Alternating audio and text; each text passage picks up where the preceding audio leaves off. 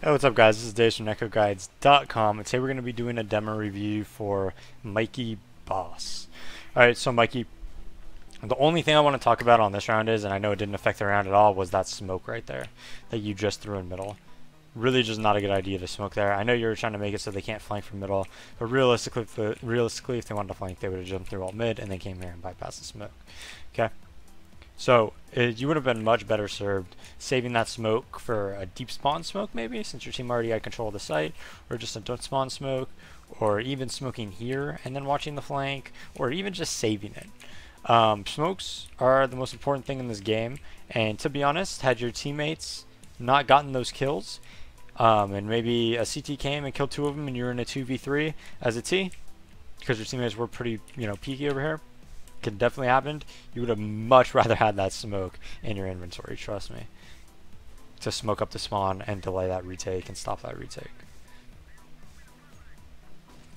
This is completely fine what you guys are doing here, but the only problem I have with this is that this guy was really late watching your guys back.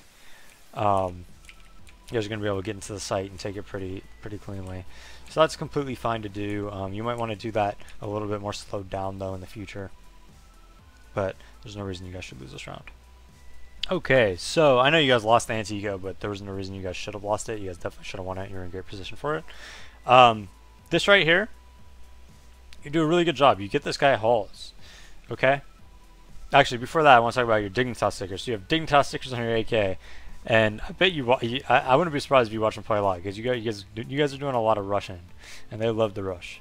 But right here, you do a good job. You get this guy in the halls, but your problem is you wanted to go out the halls and be the first guy to contact into A instead of waiting for your teammates. Right here, you should throw this flash, and you should literally just sit here and spam your gun, and that's it. And make sure they're looking at you and they know they can come, and you just try to get the info. Try to see where they're at, but don't die. And then your teammates will come up and they'll take the site with you while they're looking at you, the CTs, and then your teammates come up porch, okay? So next time you get that entry kill, go to the end of halls, flash, maybe throw a smoke moto or something, take an angle like this, shoot your gun, cross over here real quick, shoot your gun, try to find out where they are, tell your teammates to come up porch, and tell your teammates where the CTs are. I know you got that entry, and that's really good, but you actually brought a pretty big, you gave it right back up, and then your teammates were committed into a crossfire where one was pit and one was here. So you not only did you give up the kill after you got the kill, but you gave your teammates a bad position, disadvantage. The CTs were actually favored there when it was 4v4, even after you died, even though your teammates were coming up porch, because your teammates didn't really have the proper support from halls. Now, had you done what I said, you probably would have figured out exactly where the CTs were. You probably would have known that one was Pope, running to Pope, and you probably would have known one was Moto. And then your teammates know exactly where they are. They're coming up porch. They can nade them, flash them. You could flash back Moto, and you probably would have won the round. Right here when you're pushing, you're really telegraphing that you're pushing, and you guys don't even have a smoke down. If you're going to telegraph like this, that you're pushing, and the enemy team's going to know that you're pushing, you better have a smoke down here, or this is going to happen all the time. Okay? Just right there, the opera's going to kill you all the time. That's fine. What you guys are doing is fine if you have a smoke down here. So either throw it yourself, you could throw it on the run from here if you know how to do it, or get a teammate to throw it for you like most people do. That one of them that plays A, okay? Because you got to be careful about that, man. That's really the only thing I have for this round, though. Right here, I understand what you're doing, but it actually isn't very good. The only reason it's not very good is like the T's could actually win this round if they isolate you and they kill your teammate and all of a sudden they're in a 3v4. You don't really want to cheat off B so much if you guys have the advantage and you have the numbers advantage. There's not really any point in it, right? Because all you're doing is you're giving an opening for the other team to win the round, and you're playing A like super strong, and you didn't really need to. I mean, you had a guy here and you had like two guys around pit. There's like no way your teammates should ever lose this round, especially if you're playing with decent people. Obviously, if you're playing matchmaking and you can't trust your teammates, I completely understand that play. But generally speaking, if you're going to be playing with a proper team, you should both play site side in this scenario. Actually, like you know, one guy first orange is hiding and one guy tri-box emo, or, you know, spindle tri-box or something like that. Okay. After reviewing your demo, Mikeyy, you're definitely getting there. You're getting to the point where you're becoming a pretty good player. You have some good knowledge of some smokes and flashes. You're throwing some good smokes, left side mid and things like that.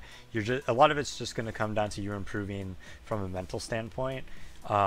Obviously, you know, your aim and reactions and crosshair placement and everything like that needs to improve as well, but that's only going to come with time, so keep working on that.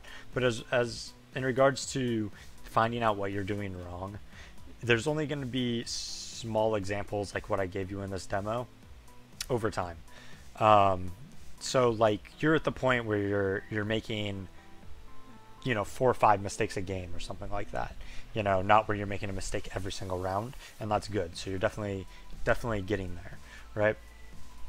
But what I want you to do is when you're playing, you got to get in a mindset of how to improve, okay? And the way you're going to do that is by every single round, try to think about it very analytically.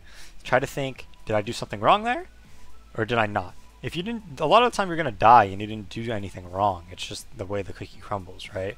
The other guy killed you, whether it was because he had better aim, whether it was because, you know, you're an easy kill off a trade kill, whatever. It's going to happen all the time. So you have to be, you know, very honest with yourself. Say, should I have gotten that kill? Did I just miss? What did I do wrong there? And then try to take the odds and see if what you did was worth it or not. Okay? There could be times where you're dying but you're doing something right, like I said, but there could also be times where you're getting kills but you're doing something wrong. For instance, you know, maybe you're getting a kill 60% of the time on Inferno while pushing B like you are, but to be honest, that's not really good because CT Inferno is a CT-sided map. So you should only be doing that if you can get the kill 75 to 80% of the time, you know, or else you're putting your teammates in a bit of trouble. So you got to just work on that mindset going forward and try to improve on, you know, just find those examples in those demos of what you're doing wrong and be able to identify it and improve on it. It's been Daze from NetcodeGuides.com. Thank you for watching, and peace out.